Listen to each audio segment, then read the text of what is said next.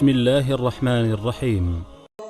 المكتب التعاوني للدعوة والإرشاد وتوعية الجاليات بالخبيب ببريدة التابع لفرع وزارة الشؤون الإسلامية والأوقاف والدعوة والإرشاد بالقصيم.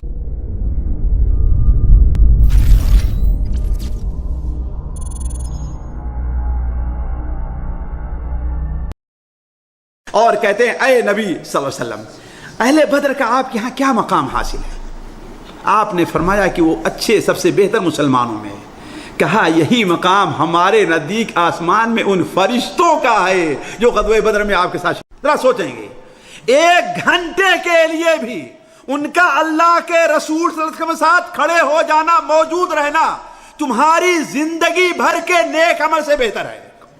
مجھے میری امت پر سب سے زیادہ خطرہ اگر کسی چیز کا ہے تو کسی چرب زبان منافق سے ہے کہ باتوں کا بڑا دھنی ہوگا، باتیں بڑے انداز اچھی انداز بیان کرے گا کہ لوگوں کو اپنے باتوں میں جادو کر دے گا اپنی باتوں سے، کہ اللہ تعالیٰ نے تمام بندوں کے دلوں کو ٹٹولا تو سب سے بہتر دل اپنے نبی محمد صلی اللہ علیہ وسلم کو پایا تو ان کا انتخاب کر لیا اپنے نبوت کے خاتمے کے لیے۔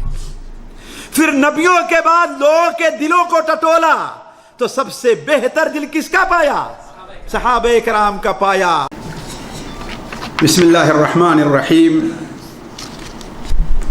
الحمد للہ رب العالمین، الرحمن الرحیم، مالک یوم الدین، ونشہد ان لا الہ الا اللہ ونشہد ان سیدنا ومولانا محمدا عبدہ ورسولہ ارسلہ الی الناس کافۃ بشیرا ونذیرا، اما بعد فإن خیر الحدیث کتاب اللہ وخیر الہدی ہدی محمد صلی اللہ علیہ وسلم وشر الامور محدثاتها وكل محدثة بدعة وكل بدعة ضلالة وكل ضلالة في النار۔ اعوذ باللہ السمیع العلیم من الشیطان الرجیم، بسم اللہ الرحمن الرحیم۔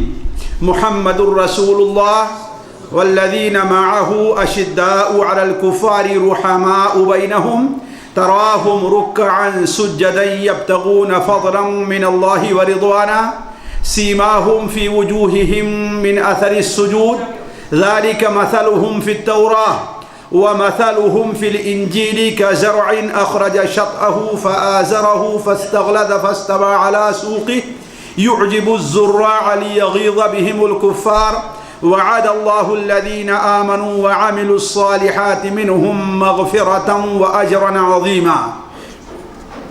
سبحانك لا علم لنا إلا ما علمتنا إنك أنت العليم الحكيم۔ رب اشرح لي صدري ويسر لي أمري واحلل عقدة من لساني يفقه قولي واحلل عقدة من لساني يفقه قولي۔ عزیز ساتھیوں، قابل احترام دینی بھائیوں، شریعت اسلامیہ میں صحابہ کرام رضوان اللہ علیہم اجمعین کا ایک بڑا اونچا مقام ہے۔ ان سے متعلق گفتگو صرف ایک فقہی مسئلہ یا ایک فرعی مسئلہ نہیں ہے، بلکہ ان سے متعلق گفتگو ایک مومن کے عقیدے سے تعلق رکھتی ہے۔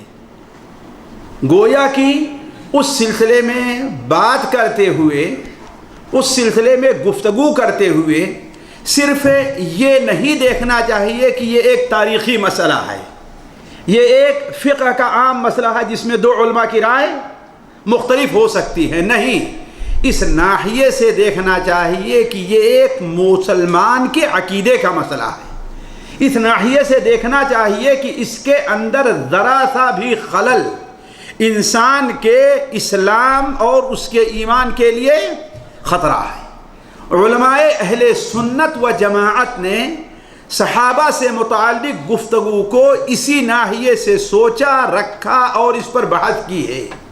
ساتھیوں، اس کی وجہ کیا ہے؟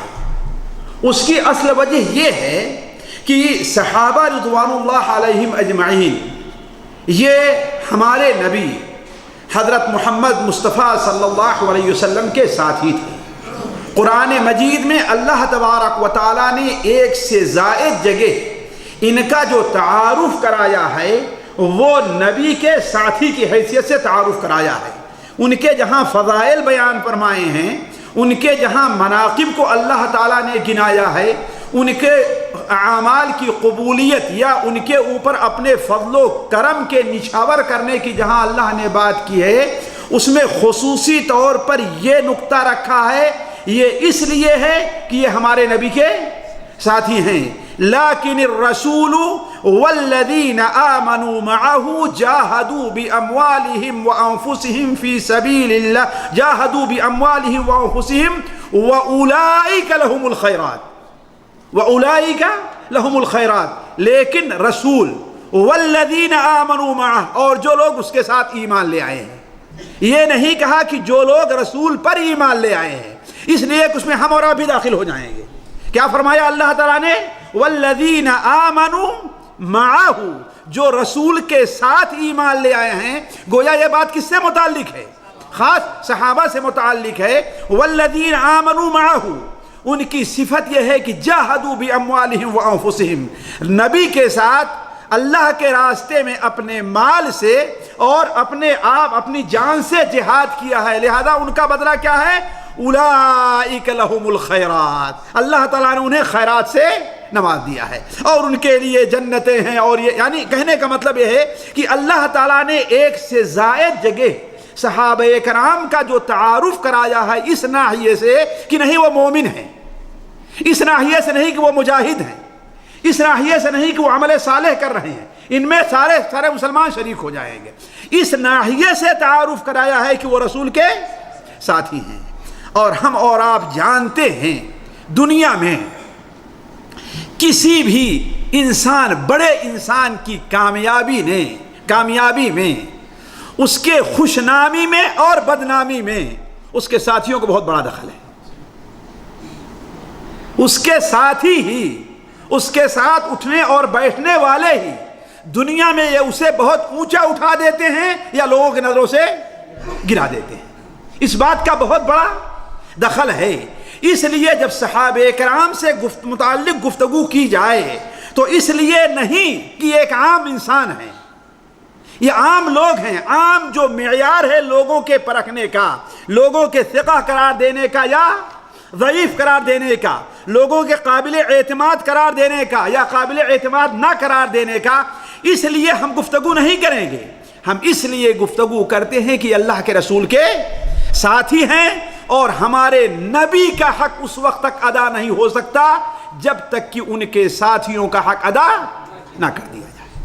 دوسری چیز صحابہ سے متعلق گفتگو اس لیے ساتھیوں کہ اللہ تبارک و تعالی نے انہیں اس زمانے میں رکھا ہے کہ جس دن سے اس دنیا کے اوپر سورج طلوع ہونا شروع ہوا ہے اور جب تک اس سورج کے طلوع ہونے کا سلسلہ اس روئے زمین پر رہے گا، یہ جتنے زمانے آئے ہیں، جتنی صدیاں گزری ہیں، سب سے بہترین اور عمدہ زمانہ کس کا ہے؟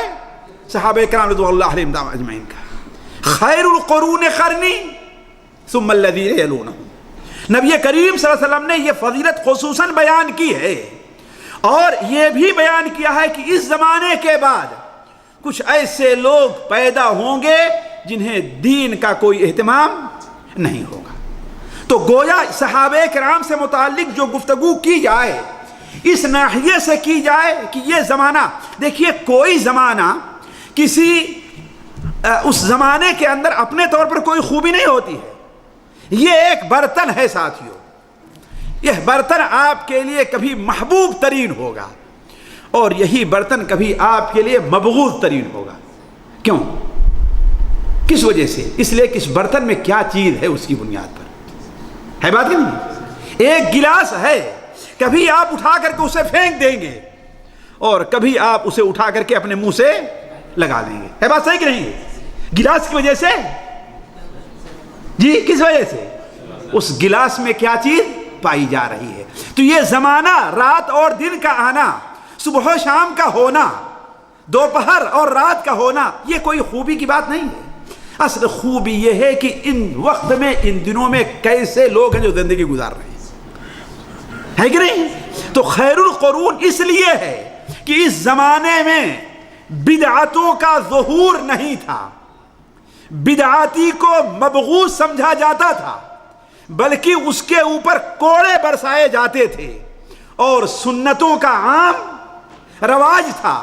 نبی کریم صلی اللہ علیہ وسلم کی تعلیمات اپنے زوروں پر تھی، اسی لیے تو ہم اپنے آپ کو سلفی کہتے ہیں۔ کیوں کہتے ہیں سلفی؟ کہ گویا سلف کا جو طریقہ رہا ہے، صحابہ اور تابعین کو جو طریقہ رہا ہے دین کے سمجھنے کا، دین پر عمل کرنے کا، قرآن کے سمجھنے کا، ہم اس راستے کے اوپر ہیں، ہے کہ نہیں؟ تو گویا خیر القرون اس لیے نہیں ہے کہ اس میں ابو بکر زندہ تھے، نہیں، خیر القرون اس لیے ہے کہ اس زمانے میں رہنے والے ابو بکر جیسے سنجیدہ اور نیک سیرت اور ظاہر کے اعتبار سے بھی اچھے اور باطل کے اعتبار سے اچھے لوگ وہاں موجود تھے۔ تیسری چیز یہ ہے جو بڑی اہم ہے ساتھیوں، ذرا غور کریں گے، صحابہ سے متعلق گفتگو ہم اس لیے کرتے ہیں اور اس کو اپنے عقیدے میں اس لیے شمار کرتے ہیں کہ صحابہ ہی ہمارے درمیان، امت کے درمیان اور نبی صلی اللہ علیہ وسلم کے درمیان واسطہ ہیں۔ آیا قرآن نبی پر آیا کہ نہیں آیا؟ لیکن ہم تک کیسے پہنچا ہے؟ نبی لا کر کے دیے ہیں جی، صحابہ کے ذریعے پہنچا ہے۔ دین کس کے اوپر آیا ہے؟ نہیں، لیکن دین ہم تک کون پہنچایا ہے؟ صحابہ کرام پہنچائے ہیں نا۔ تو اگر صحابہ کرام کی شخصیت تھوڑی سی بھی مجروح ہو جائے تو اس کا مطلب کیا ہے؟ پورے دین پر سے اعتبار ہٹ جائے گا، ہے کہ نہیں؟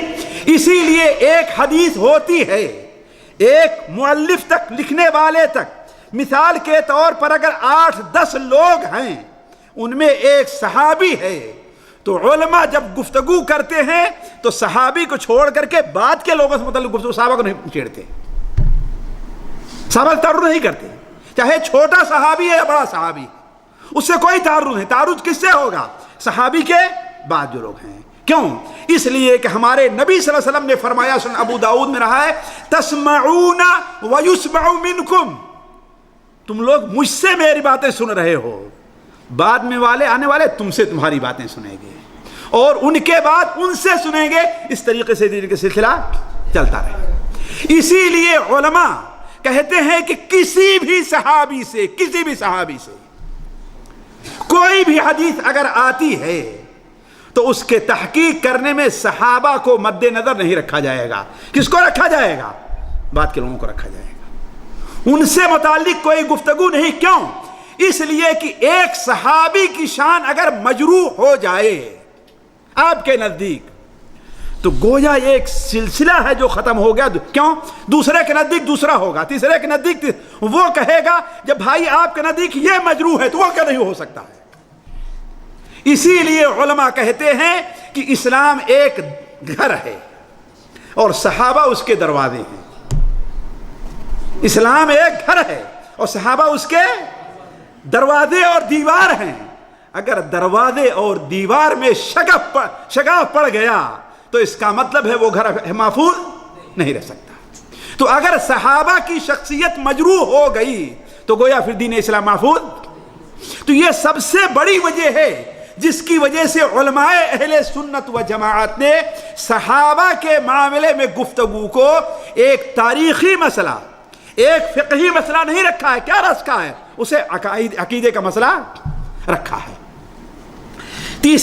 چوتھی چیز ساتھیوں، یہ علماء کہتے ہیں کہ صحابہ ہی کی وہ مبارک جماعت ہے جن کے ذریعے اللہ تبارک و تعالی نے اس دنیا میں اسلامی فتوحات کا سلسلہ جاری کیا ہے، اور یہ سلسلہ یہاں تک جاری رہا ہے کہ صحیح بخاری شریف میں ہے کہ ایک وقت ایسا آئے گا لوگ جہاد کے لیے نکلیں گے اور جب میدان میں کھڑے ہوں گے تو کہیں گے کیا تم میں کوئی ایسا شخص ہے جس نے اللہ کے رسول کو دیکھا ہے صلی اللہ علیہ وسلم؟ جب پائیں گے کہ ہاں ایک شخص موجود ہے تو اس کی برکت سے جہاد کریں گے ان لوگوں کو کامیابی ملے گی. ذرا دیکھیں اصل سلسلہ جہاد کا کہاں سے شروع ہوا ہے؟ صحابہ اکرام سے. جزیرے عربیہ سے باہر کون نکلے ہیں؟ صحابہ اکرام. اور دنیا کے گوشے گوشے میں دین کی روشنی کو پھیلا دیا ہے. اس لیے صحابہ کرام سے گفتگو کوئی عام بات نہیں ہے. پانچویں چیز یہ ہیں تو بہت سی چیزیں، لیکن میں اسی پانچویں چیز پر اکتفا کر کے آگے بڑھتا ہوں. پانچویں چیز یہ ساتھیوں کہ آج دنیا کی تاریخ بھی شاہد ہے، مسلمانوں کی تاریخ بھی اور غیر مسلموں کی تاریخ بھی، اور غیر مسلم بھی اس کا اعتراف کرتے ہیں کہ اخلاق کے لحاظ سے، دین کے لحاظ سے، امانت کے لحاظ سے، صداقت کے لحاظ سے جو خوبی صحابہ کرام کے اندر تھی وہ ان کی بعد کی جماعتوں میں نہیں پائی گئی ہے. وہ اپنے دین کے لحاظ سے، ذرا ساتھیوں اللہ کی قسم صحابہ کرام میں آپ کو دسیوں مثالیں ایسی مل جائیں گی، لیکن بعد کے زمانے میں آپ کو ڈھونڈنے سے کہیں ایسی مثالیں ملیں گی. اگر ایک چیز لے لیجئے بس، ویسے ہر چیز میں وہاں ان کے ہیں خوبی پائی جاتی ہے. اپنے کسی بھائی سے معمولی سا تھوڑا سا اختلاف ہو گیا اور اسے کوئی ایسی بات کہہ دی جو اس کو بری لگ گئی. یہ انسان کی فطرت میں ہے. جیسے کہتے ہیں جہاں چار برتن ہوتے ہیں وہاں کھٹ کھٹ ہوتی ہی ہے نا. لیکن یہ مسئلہ نہیں ہے. لیکن اس کے بعد کا معاملہ کیا ہوتا تھا ذرا دیکھیں. ابو ذر غفاری رضی اللہ تعالیٰ عنہ نے صرف حضرت بلال کو کیا کہہ دیا تھا؟ ایک معمولی سی چیز، وہ کالی کلوٹھی کے بیٹے، یہی کہہ دیا تھا نا، یا ابن السودا. لیکن جب یہ بات ان کو معلوم ہوئی ہے کہ ہاں یہ ہے، تو کیا کیا ہے؟ اپنے چہرے کو زمین پہ رکھا ہے اور بلال سے کہا کہ اپنا پیر اس کے اوپر رکھو. ذرا دیکھیں حضرت عمر رضی اللہ تعالیٰ عنہ راستے میں جمعہ پڑھانے جا رہے ہیں. حضرت عباس ابن عبد المطلب رضی اللہ تعالیٰ عنہ نے اللہ کے رسول صلی اللہ علیہ وسلم چچا ہے، انہوں نے اپنی چھت کے اوپر ایک مرغا ذبح کیا جس کا خون نیچے پانی سے گر رہا تھا. حضرت عمر رضی اللہ عنہ ادھر سے جب گزرے تو چند قطرے ان کے کپڑے پر آ گئے. جانتے ہیں ان کا غصہ اور جلال تو آپ جانتے ہیں. کہا کہ کس کا یہ ہے؟ کہا عباس کا ہے. چنانچہ اکھاڑا اور پھینک دیا اور جائے گئے، کپڑا بدل کر کے آئے اور گئے خطبہ دینے کے لیے آئے. چلے گئے خطبہ دے کر کے واپس آ رہے تو عباس نے کیا کہا؟ اے امیر المؤمنین، یہ وہ جگہ ہے جہاں اللہ کے رسول نے اپنے دستے مبارک سے اس کو رکھا تھا، آپ نے اسے اکھیڑ دیا ہے. حضرت عمر نے کیا کہا؟ اچھا بھائی جا کے بنا لو، پیسہ دیتا ہوں. دیکھیں خلیفۃ المسلمین ہیں. صرف پاکستان جیسی حکومت، ہندوستان جیسی حکومت پر ان کا آرڈر نہیں چل رہا ہے. وہ بیٹھے مدینہ میں ہیں، لیکن ان کی آواز کہاں گونج رہی ہے؟ کفر کے ایمانوں میں گونج رہی ہے، اور وہاں پر ڈر رہے ہیں ان سے لوگ. اور عورتیں بھی اپنے بچوں سے کہتی ہیں دیکھو عمر آ رہے ہیں، جیسے بھیڑیے ڈرایا کرتے. یہ خوف تھا ان کا. انہوں نے کیا کہا؟ بات ختم ہو گئی. کہا کہ اللہ کی قسم تم میری گردن کے اوپر بیٹھو اور اس گردن بیٹھ کے جا کے اسے درست کرو، اس لیے کہ ہم نے اکھاڑا ہے اس کو. ذرا سوچیں آپ، یہ اخلاق، یہ امانت، یہ دیانت کہاں سے لائیں گے آپ؟ ذرا سوچیں آپ. تو صحابہ کرام کیا تھے؟ ایمان میں، دیانت میں، امانت میں، صداقت میں کیا تھے؟ اعلیٰ درجے کے تھے. سب سے پہلے ساتھیوں یہ بات تو بعد میں آنی تھی لیکن آگے پہلے آ گئی. اصل چیز یہ ہے کہ میں ایک اور نقطے کی طرف آپ لوگوں کو واضح کر دوں جس کو سمجھنے کے لیے ضروری ہے کہ ہم صحابی کو سمجھیں. آخر صحابی کس کو کہتے ہیں؟ صحابی کس کو کہتے ہیں؟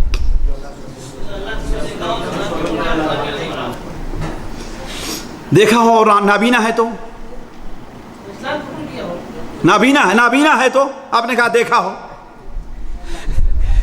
دیکھیے صحابی کی سب سے بہتر تعریف یہ ہے صحابی کی کہ جو شخص نبی کریم صلی اللہ علیہ وسلم سے حالت ایمان میں، بیداری کی حالت میں آپ سے ملاقات کی ہو. کیا ہے؟ دیکھا نہیں، اس لیے کہ نابینا ہے نہیں دیکھے گا. کیا ہے؟ حالت ایمان میں بیدار، خواب میں نہیں، یہ خواب میں نہیں، حالت ایمان میں بیداری کی حالت میں نبی صلی اللہ علیہ وسلم سے ملا ہو اور اسی حال پر اس کا انتقال ہوا. ہے نا. یہ تین چیزیں ہیں, ایمان کی حالت میں ہو, بیداری کی حالت میں ہو, خواب میں نہیں, اور تین چیزیں اسی پر اس کا خاتمہ ہوا ہو, یہ صحابی ہے. یہ ملاقات اگر 1 منٹ کے لیے ہی کیوں نہیں ہے, ذرا سوچیں, یہ مقام ہے نبی صلی اللہ علیہ وسلم سے ملاقات کا, 1 منٹ ہی کے لیے کیوں نہیں ہے. یہاں تک کہ علماء نے ان بچوں کو بھی صحابہ میں شمار کیا ہے جو بچے عہد نبوی میں پیدا ہوئے اور ان کے والدین لے کر کے نبی صلی اللہ علیہ وسلم کی خدمت میں حاضر ہوئے اور آپ نے انہیں ہاتھ لگا دیا ہے. ذرا سوچیں آپ, ان کا بھی شمار کیا ہے؟ ان لوگوں کو صحابہ میں شمار کیا ہے جنہوں نے نبی کریم صلی اللہ علیہ وسلم کو صرف حجۃ الوداع کے موقع پر دیکھا تھا اور ان کو ایک اہمیت دی ہے. حافظ ابن حجر رحمہ اللہ اپنی کتاب الاصابہ کے اندر حضرت ابو سعید خدری ابو درداء سے نقل کرتے ہیں کہ ایک شخص کے بارے میں معلوم ہوا, ایک شخص کے بارے میں کہ وہ انصار کے بارے میں اس نے کوئی بات کہی ہے جس سے انصار کی شان گھٹتی ہے. حضرت عمر کے پاس لایا گیا رضی اللہ تعالی عنہ, تو حضرت عمر نے دیکھا کہ فلاں جگہ پر جب میں تھا, ابو بکر تھے, اللہ کے رسول صلی اللہ علیہ وسلم سے تھے, تو یہ بدو اللہ کے رسول کی خدمت میں حاضر ہوا تھا. ذرا دیکھیں آپ نے, تو حضرت عمر نے کیا کہا, اللہ کی قسم اگر مجھے یہ معلوم نہ ہوتا کہ تم نے اللہ کے رسول صلی اللہ علیہ وسلم کی صحبت اختیار کی, ذرا دیکھیں, صرف ایک بار ملا تھا کہیں, تو آج میرا معاملہ تیرے ساتھ کچھ اور ہوتا.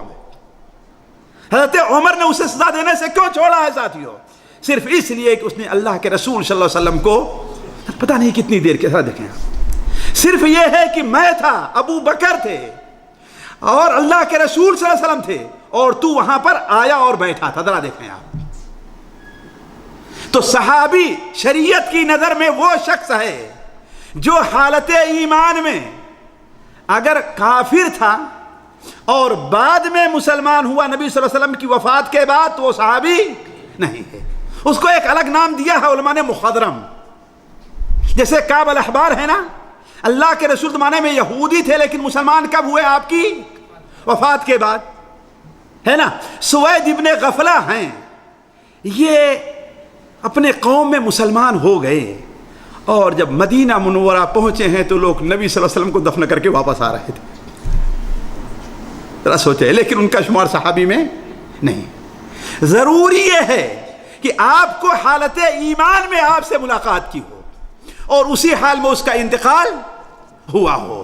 لیکن ساتھیوں, صحابی تو یہ سب ہوں گے, لیکن ان میں صحابہ کے اللہ کے رسول کے ساتھ صحبت کیسی رہی ہے, اللہ کے رسول ان کی فضیلت کیا بیان فرمائی ہے, اپنے ایمان اور تقوی میں کتنا آگے رہے ہیں, اس کے لحاظ سے ان کے درجات میں کیا ہے, فرق پڑتا ہے. مثال کے طور پر اسی لیے علماء نے صحابہ کرام کو مختلف طبقات میں تقسیم کیا ہے. بعض علماء نے تو صحابہ کرام کو تقریباً 13-14 طبقات میں شمار کیا ہے. اچھا ایک بات اور یہاں سنتے تھے, صحابہ کرام کی تعداد کتنی ہے؟ صحیح طور پر اس کا شمار نہیں ہے, صحیح طور پر اس کا شمار نہیں ہے کہ کتنے ہیں. یہ ہے کہ صحابی کی تعداد ہزاروں نہیں بلکہ لاکھ سے بھی زیادہ متجاوز ہے, لاکھ سے بھی زیادہ ہے کہ نہیں ہے. البتہ اس میں جو فرق مراتب ہے اس میں سب سے اونچا مقام صحابہ میں السابقون الاولون کو داخل ہے. کس کو؟ السابقون الاولون, یعنی پہلے مسلمان ہونے والے لوگ. یہ کون سے ہیں؟ یہ وہ صحابی ہیں جو ہجرت سے پہلے یا ہجرت حبشہ سے پہلے مسلمان ہو چکے تھے. ان کی تعداد کتنی ہے نہیں کہا تھا, البتہ سینکڑوں میں ہے ان کی تعداد, 200 ہو, 300 ہو, 400 ہو, 500 ہو نہیں ہے. دوسرے صحابہ ہیں کیا جو بدری صحابہ ہیں. کون ہیں؟ بدری صحابہ ہیں. وہ کل کتنے ہیں؟ 313 ہیں یا 314 ہیں. ان کا جو مقام حاصل ہے وہ غیر بدری صحابہ کو حاصل نہیں ہے. قرآن مجید میں اللہ تعالیٰ نے اللہ کی قسم ان صحابہ کی 2 ایسی صفت بیان کی ہے اور اللہ نے گواہی دی ہے کہ اس پر انسان قربان جائے. قد کان لکم آیۃ فی فئتین التقطا فئۃ تقاتل فی سبیل اللہ وَأُخْرَى كَافِرَةٌ يَرَوْنَهُمْ مِثْلَهِمْ رَأْيَ الْعَيْنِ. سورہ آل عمران کے شروع میں دوسرے صفحے کے اندر یہ آیت موجود ہے. تمہارے لیے دو جماعتوں میں نشانی ہے کہ تم کس جماعت میں بننا چاہتے ہو. قَدْ كَانَ لَكُمْ آیَةٌ فِي فِئَتَيْنِ الْتَقَطَا, جو اللہ تعالیٰ کے لیے لڑائی کے لیے کھڑے ہو گئے. ایک اللہ کے راستے میں لڑائی کر رہی تھی اور دوسرا کافر تھی لڑائی کر رہی تھی. ذرا دیکھیں, مفسرین کا اتفاق ہے کہ آیت کس کے بارے میں نازل ہوئی ہے؟ بدری صحابہ, غزوہ بدر کے بارے میں. اللہ نے ان کی دو خوبی بیان کی. ایک تو کیا ہے, وہ ایمان والے تھے. اور آج کوئی ناپاک جماعت کھڑی ہوتی ہے, ان میں سے صرف 2-3 کو مانتی ہے اور 313 سارے لوگوں کو نکال دیتی ہے. ذرا سوچیں آپ, اس سے ناپاک جماعت اللہ کی قسم دنیا میں کہیں موجود نہیں ہوگی, نہیں پائی جائے. اور بدقسمتی ہم لوگوں کی ہے کہ ہم بھی انہیں اپنا مسلمان اور بھائی سمجھے ہوئے. یہ بدقسمتی ہے. اللہ تعالیٰ گواہی دے رہا ہے کہ وہ ایمان والے ہیں. ذرا سوچیں. اور دوسری گواہی یہ ہے صرف ایمان والے نہیں ہیں, اللہ کے لیے لڑائی کر رہے ہیں. ذرا سوچیں آپ, یہ دل کا معاملہ ہے کہ نہیں معاملہ ہے؟ کس کے لڑائی کا ہے؟ اللہ کے لیے. فئۃ تقاتل فی سبیل اللہ, ایک جماعت وہ ہے جو اللہ کے راستے میں قتال کر رہی ہے.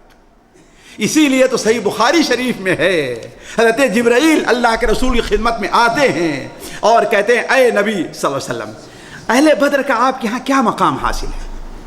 آپ نے فرمایا کہ وہ اچھے سب سے بہتر مسلمانوں میں.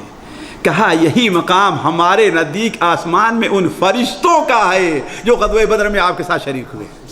ذرا دیکھیے, اسی لیے ہمارا عقیدہ ہے, فقہ نہیں ہماری ہے. یہ وضو کا معاملہ, نماز کا معاملہ نہیں. کس کا معاملہ ہے؟ یہ ہمارے عقیدے کا معاملہ ہے کہ کوئی بھی بدری صحابی جو جنت میں جہنم میں نہیں جائے گا, بلکہ اس کے سارے گناہ معاف ہیں. ایک سیکنڈ کے لیے بھی اس کے کسی گناہ سے متعلق اس سے پوچھ نہیں ہوگی. اللہ تعالیٰ بغیر حساب کے انہیں کہاں داخل کرے گا؟ جنت میں داخل کرے گا. اس لیے کہ جب ان کی وجہ سے ان فرشتوں کو یہ شرف مل رہا, ذرا سوچیں آپ, ان کے ساتھ دینے کی وجہ سے ان فرشتوں کو یہ شرف مل رہا ہے کہ آسمان میں سب سے اونچا ان کا مقام ہے, تو دوسرے لوگوں کو کیا بات کہی جا سکتی؟ ذرا سوچیں آپ. تیسرا وہ طبقہ ہے صحابہ کرام کا ساتھیوں جو بیعت رضوان سے پہلے مسلمان ہوئے ہیں. بیعت رضوان کس سن میں ہے جی؟ یاد رکھنے کی چیز ہے, سیرت کی موٹی موٹی سی چیزیں ہیں. اگر پوچھا جائے کہ ہاں بھائی انڈیا پاکستان کا کرکٹ کا پہلا میچ کس سن میں ہوا تھا, بہت سے لوگ اس کو یاد کریں گے. اور کون کیپٹن تھا سارے لوگوں کو معلوم ہوگا, ہے کہ نہیں ہے؟ غزوہ صلح حدیبیہ یہ سن 6 ہجری ذی القعدہ سن 6 ہجری میں جب نبی صلی اللہ علیہ وسلم نے خواب دیکھا کہ آپ خانہ کعبہ کا اپنے ساتھیوں کے ساتھ طواف کر رہے ہیں. طواف کے بعد آپ جب عمرے سے فارغ ہوئے تو کچھ صحابی اپنے سروں کو چھلا رہے ہیں, کچھ اپنے سروں کو مڈا رہے ہیں اور کچھ چھوٹے کرا رہے ہیں. جب آپ نے صحابہ کرام سے یہ بات بیان فرمائی, صحابہ بڑے خوش ہوئے. کیوں؟ اس لیے کہ نبی کا خواب کیا ہوتا ہے؟ سچا ہوتا ہے نا. 2 وجہ تھی خوش ہونے کی, ذرا سن لیں. 2 وجہ تھی خوش ہونے کی. ایک وجہ تو یہ تھی ساتھیوں کہ ہم میں سے کون ہے جس کا دل مکے کی طرف, خانے کا طرف مائل نہیں ہوتا ہے ساتھیوں؟ اللہ کا گھر ہے, کیوں نہیں مائل ہوگا, ہے کہ نہیں؟ اور ہم اپنے کمزور ایمان والے ہیں. ہم میں سے فاسق بے نمازی رہتا ہے, لیکن مکے جانے کے لیے کتنا شوق, اس کو ذرا سوچیں آپ. تو جائیے کہ جن کا دل ایمان سے, نور ایمان سے پر ہوگا, ان کے دل میں اس گھر کے دیکھنے کی طواف کی کتنی, ذرا سوچیں کیا رہا ہوگا, ہے کہ نہیں؟ دوسری بات یہ ہے کہ ان کا گھر مہاجرین کا کہاں تھا جی؟ اپنے گھر سے, اپنی گلیوں سے لوگوں کو محبت ہوتی ہی نہیں. محبت تو بہت خوش ہوئی. اللہ کے رسول صلی اللہ علیہ وسلم ذی القعدہ کے مہینے میں آگے بڑھے, ذوالحلیفہ کے مقام پر پہنچ کر کے آپ صلی اللہ علیہ وسلم نے احرام باندھا اور قربانی کے جانور لیے. 1400 کتنا ساتھی تھے؟ 1400 تھے. کتنا تھے؟ 1400 تھے. جابر بن عبداللہ کی روایت ہے, جیسے صحیح بخاری شریف میں ہے, 1400 تھے. لیکن جب قریش کو معلوم ہوا تو انہوں نے کہا کہ مکے میں تو نہیں داخل ہونے دینا, چاہے جو کچھ کرنا پڑے.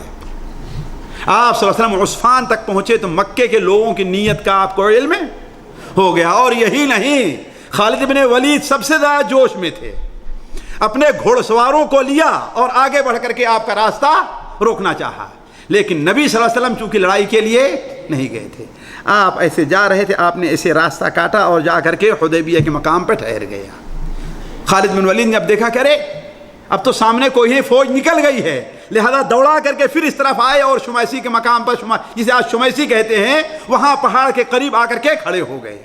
کل حال قصہ لمبا ہے ساتھیوں، بڑی عبرت ہے اس کے اندر، لیکن یہ ہے کہ اللہ کے رسول صلی اللہ علیہ وسلم کو قریش کے لوگوں نے روکا تو آپ صلی اللہ علیہ وسلم ان سے صلح کی بات کرنے لگے. ایک وقت آیا، اس کی مختلف توجیہ کی گئی ہے، ایک وقت آیا کہ اللہ کے رسول صلی اللہ علیہ وسلم سے لوگوں سے بیعت لینے لگے. اور اصل بات یہ ہے کہ آپ کو معلوم یہ ہوا کہ آپ کے قاصد حضرت عثمان کو شہید کر دیا گیا، لہذا آپ بیعت لینے لگے. تو آپ نے جو صحابہ وہاں پر موجود تھے ان سے آپ نے بیعت لی. کس بات پر؟ دو باتوں پر. اصل بات یہ تھی کہ موت پر بیعت لی گئی تھی کہ جان چلی جائے گی آپ کا ساتھ نہیں چھوڑیں گے، جان چلی جائے گی لیکن آپ کا ساتھ نہیں چھوڑیں گے. ایک درخت کے نیچے یہ بیعت لی گئی تھی. اللہ تبارک و تعالیٰ کو ان کی یہ نیت اور یہ جذبہ، یہ بیعت اس قدر پسند آئی کہ اللہ نے ان کی فضیلت میں قرآن مجید میں آیت نازل فرمائی جو قیامت تک پڑھی جاتی رہے گی. لقد رضی اللہ عن المؤمنین اذ یبایعونک تحت الشجرہ فعلم ما فی قلوبہم فانزل السکینۃ علیہم واثابہم فتحا قریبا. لقد، دیکھیں لام تاکید کے لیے اور قد تاکید کے، دو الفاظ تاکید کے استعمال کیے. یہ نہیں فرمایا کہ اللہ راضی ہو گیا، نہیں. کیا فرمایا ہے؟ یقیناً اللہ تعالیٰ راضی ہو گیا، اس میں کوئی شک نہیں ہے کہ اللہ راضی ہو گیا ہے ان لوگوں سے جو آپ کے ہاتھ پر درخت کے نیچے بیعت کر رہے تھے. کیوں؟ اس لیے کہ مکہ کے ہیں؟ نہیں. کیوں؟ اس لیے کہ وہ ایمان کا دعویٰ کر رہے ہیں؟ نہیں. اس لیے کہ اللہ نے دیکھا کہ ان کے دل کے اندر ایسا ایمان ہی ہے کہ اللہ ان سے راضی ہو جائے. اس سے بڑی گواہی اللہ کے علاوہ اللہ کی طرف سے ہے. کسی اور کے لیے کیا ہو سکتا؟ ذرا سوچیں آپ. فعلم ما فی قلوبہم، اگر اللہ تعالیٰ جانتا کہ ہاں یہ لوگ نبی صلی اللہ علیہ وسلم کی وفات کے بعد ان کے دل میں وہ ایمان ہے کہ گڑبڑ ہو جائے گا تو یہ بیان فرماتا ان کے لیے. ذرا سوچیں آپ. اسی لیے نبی صلی اللہ علیہ وسلم نے ارشاد فرمایا کہ جس شخص نے درخت کے نیچے میرے ہاتھ پر بیعت کی ہے وہ جہنم میں کبھی بھی نہیں جائے گا مگر قسم کھانے کی حد تک. وہ قسم کھانے کی حد کیا ہے ساتھیوں؟ پل صراط پر سے گزرنے کی حد تک، بس یہ قسم کھانے کی حد ہے. وَإِن مِّنكُمْ إِلَّا وَارِدُهَا، یہ قسم ہے تم میں سے جو کوئی بھی ہے جہنم پر وارد ہونے والا ہے. یہ وارد ہونا کیا ہے؟ پل پر سے. اس لیے کہ کوئی بھی آدمی، نبی ہے غیر نبی ہے کوئی بھی ہے، جنت میں جانے کے لیے اسے پل صراط پر سے گزرنا پڑے گا. تو یہی وہ قسم کھانا ہے. اب آپ اس کو چاہے جو سمجھ لیجیے، ذرا سوچیے. تو بیعت رضوان والے ہیں. اس کے بعد مقام آتا ہے ساتھیوں.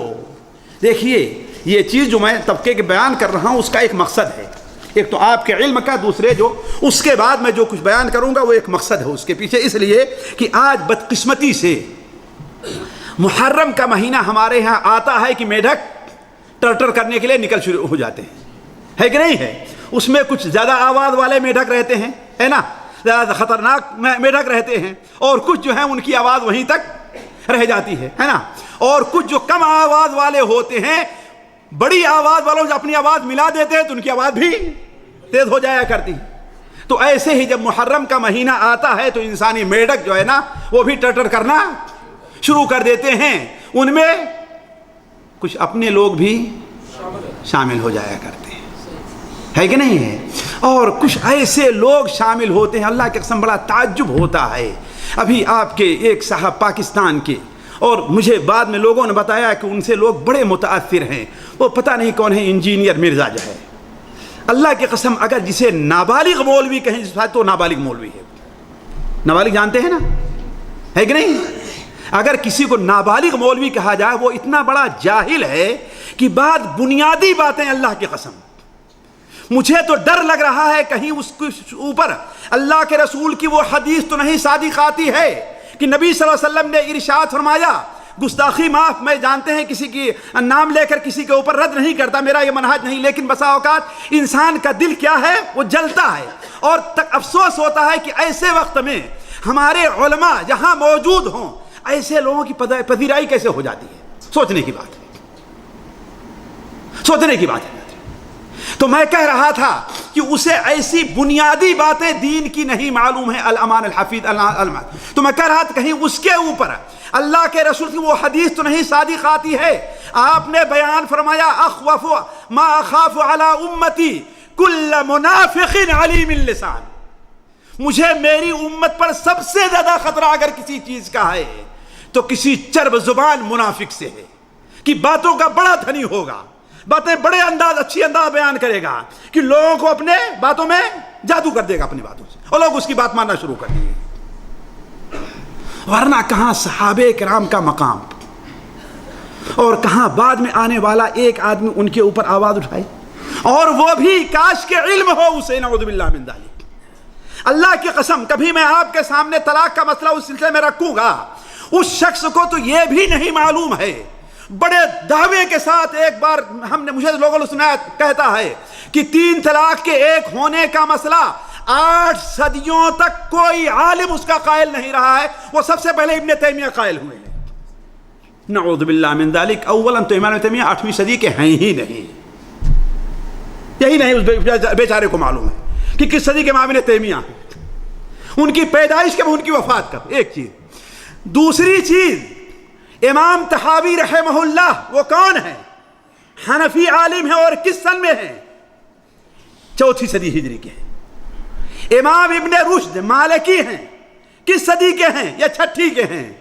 امام ابن عبد البر اور دوسرے لوگ، ان لوگوں نے اپنی کتاب میں امام طحاوی رحمہ اللہ اپنی کتاب شرح معانی الاثار الطلاق کے بیان میں نقل کرتے ہیں، وقال قوم، ایک قوم نے، کسی 2-4 آدمی نے نہیں، ایک قوم نے یہ کہا کہ اگر ایک مجلس میں ایک لفظ سے 3 طلاق دی جائے تو وہ 1 مانی جاتی ہے۔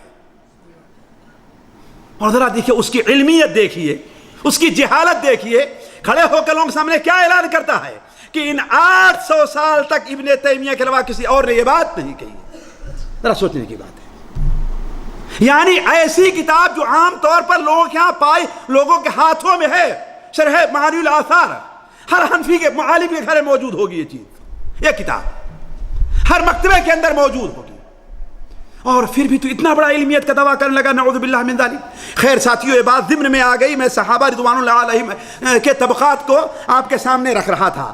تو صحابہ، کچھ صحابی ایسے ہیں جو فتح مکہ سے پہلے مسلمان ہوئے یا فتح سے پہلے مسلمان ہوئے، 2 الفاظ ہیں، فتح مکہ سے پہلے یا فتح سے پہلے۔ ان کا جو مقام ہے، کیوں؟ اس لیے کہ فتح مکہ سے پہلے، فتح سے پہلے اسلام قبول کرنا اپنی مال، اپنی عزت کے اوپر گویا لوگوں کو حملے کی دعوت دینا ہے۔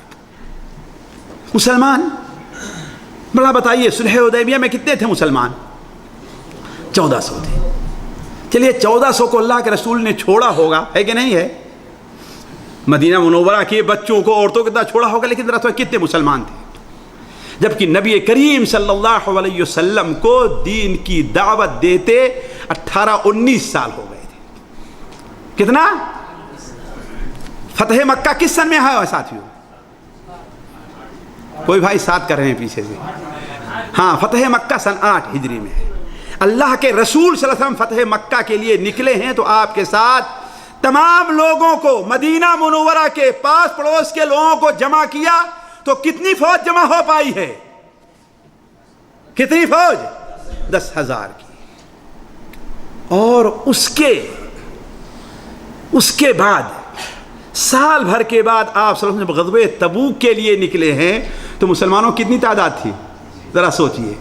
حضرت کعب ابن مالک بیان فرماتے ہیں کہ کوئی آدمی ان کا شمار نہیں کر سکتا، 30,000 تھی یا 40,000 تھی، یا بعض علماء نے 70,000 تک لکھی۔ ذرا سوچیے آپ، صرف کتنا سال 1.5 سال میں اتنے لوگ مسلمان ہو گئے۔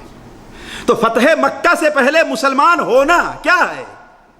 گویا لوگوں کی دشمنی مول لینی تھی، لیکن فتح مکہ کے بعد رأیت الناس يدخلون فی دین اللہ افواجا، اس لیے جو لوگ فتح مکہ سے پہلے مسلمان ہوئے ہیں ان کو جو مقام اللہ کے نزدیک حاصل ہے وہ بعد میں مسلمان ہونے والوں کو حاصل نہیں ہے۔ لیکن ایک بات ضرور ہے، جہاں پر اللہ تعالیٰ نے یہ بات کہی ہے وہیں پر ایک چھوٹا سا جملہ اللہ نے فرما دیا ہے، ایک چھوٹا سا جملہ۔ وہ کیا جملہ ہے ساتھیو؟ لا يستوي منكم من انفق من قبل الفتح وقاتل اولئك اعظم درجة من الذين انفقوا من بعد وقاتلوا، تم میں سے جو لوگ فتح مکہ سے پہلے مسلمان ہوئے، اللہ کے راستے میں خرچ کیا، اللہ تعالیٰ کے راستے میں جہاد کیا، ان کا مقابلہ دوسروں سے نہیں ہو سکتا۔ وہ ان لوگوں سے بہت زیادہ اجر والے ہیں جو فتح مکہ کے بعد مسلمان ہو رہے ہیں اور جہاد کر رہے ہیں۔ لیکن ایک بات ہے، اللہ نے کیا کہا؟ وَكُلًّا وَعَدَ اللَّهُ الْحُسْنَى وَكُلًّا وَعَدَ اللَّهُ الْحُسْنَى، اور اللہ نے ہر ایک سے، چاہے فتح مکہ سے پہلے مسلمان ہونے والے ہوں یا فتح مکہ کے بعد مسلمان ہونے والے ہوں، ہر ایک سے اللہ نے جنت کا وعدہ کیا ہے۔ وَكُلًّا وَعَدَ اللَّهُ الْحُسْنَى، اسی لیے امام ابن حزم رحمہ اللہ کہتے ہیں کہ جو کوئی بھی صحابی ہے وہ جنتی ہے، اس لیے کہ اللہ تعالیٰ کیا فرماتا ہے؟ وَكُلًّا وَعَدَ اللَّهُ الْحُسْنَى۔ اور علماء کہتے ہیں کہ اللہ اگر کسی چیز کا وعدہ کرتا ہے تو پورا کر کے رہے گا، اور اگر کوئی وعید سناتا ہے تو اللہ کی مرضی کے اوپر ہے اللہ اسے پورا کرے یا پورا نہ کرے۔ یہ فرق ہے اللہ کے وعدے میں اور اللہ کی وعید میں۔ جو وعدہ ہے اللہ کا وہ پورا ہو کر کے رہے گا۔ تو صحابہ سے وعدہ کس چیز کا کیا ساتھیو؟ اللہ نے حسنہ کا۔ حسنہ کا ایک معنی جنت کیا گیا۔ کس چیز کا وعدہ کیا؟ جنت کا۔ لہذا جنت میں سارے صحابہ کو داخل کرے گا۔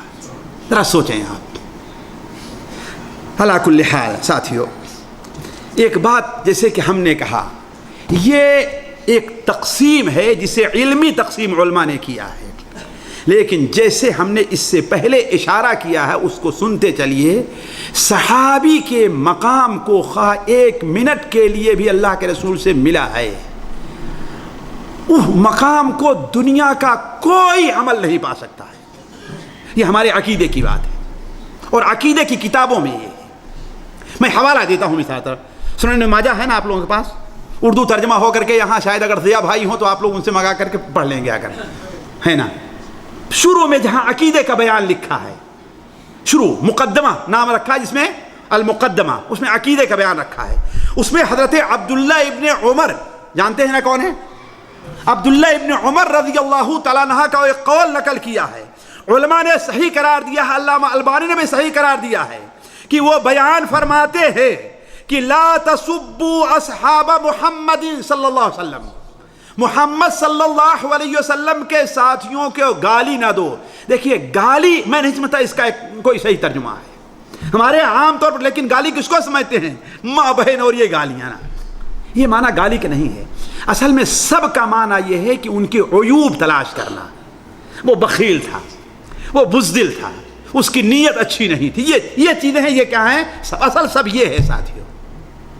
تو لا تسبوا اصحاب محمد، محمد صلی اللہ علیہ وسلم کے ساتھیوں کو تم لوگ برا بھلا نہ کہو، اس لیے فَلَمُقَامُ أَحَدِهِمْ سَاعَةً خَيْرٌ مِّنْ عَمَلِ أَحَدِكُمْ عُمْرَةً۔ ذرا سوچیں گے، ایک گھنٹے کے لیے بھی ان کا اللہ کے رسول صلی اللہ علیہ وسلم کے ساتھ کھڑے ہو جانا، موجود رہنا، تمہاری زندگی بھر کے نیک عمل سے بہتر ہے۔ یہ کون کہہ رہا ہے؟ کوئی وہابی نہیں کہہ رہا ہے ساتھیوں، یہ صحابی حضرت عبداللہ ابن عمر کہہ رہے ہیں۔ فَلَمُقَامُ أَحَدِهِمْ سَاعَةً مَعَ رَسُولِ اللَّهِ صلی اللہ علیہ وسلم، ان کا ایک گھنٹے کے لیے بھی، ایک گھنٹے کے لیے بھی اللہ کے رسول کے ساتھ کھڑا ہو جانا، تم میں سے کوئی آدمی زندگی بھر جو نیک عمل کر رہا ہے اس کا مقابلہ نہیں کر سکتا۔ بھلا بتائیے ساتھیوں، صحابہ کا معاملہ عقیدے میں داخل ہے کہ فقہ میں داخل ہے؟ ساتھیوں عقیدے کا معاملہ ہے یہ۔ اسی لیے علماء عقیدہ نے اپنے عقیدے کی کتابوں میں اس چیز کو ہمیشہ ذکر کیا ہے کہ صحابی کے مقام کا مقابلہ کوئی دوسرا عمل نہیں کر سکتا۔ چنانچہ امام احمد حنبل رحمہ اللہ، ان کا نام سنا ہے نا، امام اہل السنہ والجماعہ کہا جاتے ہیں۔ ایک عقیدے کے معاملے کو دنیا میں اس وقت اکیلے لے کر کے کھڑے ہوئے ہیں کہ دوسرے تمام علماء یا تو خاموش ہو گئے تھے، یا انہیں جیل میں ڈال دیا گیا، یا انہوں نے حاکم کی بات زبانی طور پر مان لی تھی۔ لیکن یہ ایک مرد مجاہد تھا جو کوڑے کھاتا رہا، اور کوڑا مارنے والا شخص کہتا ہے کہ وہ کوڑے اگر میں کسی بیل پر کسی ساڑ کے اوپر بڑھا تو وہ بھی آواز کر کے بیٹھ جاتا، لیکن یہ مرد مجاہد کھڑا رہا ہے، کوڑا کھاتا رہا ہے۔ وہ انہوں نے اپنے عقیدے سے متعلق ایک رسالہ لکھا ہے، اس کے اندر کہتے ہیں سابقون الاولین، اولون کی بدری صحابہ تمام کی فضیلت بیان کرتے ہوئے کہتے ہیں لیکن مال جان لو فَأَدْنَاهُمْ صُحْبَةً هُوَ مِنَ الْقَرْنِ الَّذِينَ لَمْ يَرَوْهُ هُوَ أَفْضَلُ مِنَ الْقَرْنِ الَّذِينَ لَمْ يَرَوْهُ وَلَوْ لَقُوا اللَّهَ بِجَمِيعِ الْأَعْمَالِ۔ فَأَدْنَاهُمْ صُحْبَةً، صحابہ میں تھوڑی صحبت اختیار کرنے والا بھی، کم درجے کا صحابی بھی، جو بعد میں آنے والے لوگ ہیں ان سے افضل ہے، خاص سارے لوگ اپنا تمام نیک اعمال لے کر اللہ کے سامنے حاضر ہو جائیں، لیکن تھوڑی دیر اللہ کے رسول کے ساتھ صحبت کا مقابلہ نہیں کر سکتے۔ یہ صحابہ کا مقام ہے ساتھیوں۔ اسی لیے آج سے نہیں، تابعین کے زمانے ہی سے علماء اس طرف توجہ دیتے رہے ہیں۔ مثال کے طور پر میں ایک حوالہ دیتا ہوں آپ کو، امام احمد حنبل رحمہ اللہ کے شاگرد ابو بکر الخلال ہے، انہوں نے ایک کتاب لکھی السنہ۔ کیا لکھی ہے؟ السنہ، عقیدے کے اوپر ہے۔ اس وقت عقیدے کو کیا کہا جاتا تھا؟ سنہ کہا جاتا تھا۔ جیسے اہل سنہ کون تھے؟ لہذا صحیح عقیدے والے لوگ اہل سنہ والجماعہ کہلاتے تھے۔ تو عقیدے سے متعلق کتاب کو کیا کہتے ہیں؟ سنہ۔ تو انہوں نے السنہ لکھا ہے، اس کے اندر اپنی سند کے ساتھ نقل کرتے ہیں کہ ایک بڑے عالم ہیں، تبع تابعین ہیں یا چھوٹے تابعین میں ہیں، معافی ابن عمران الازدی۔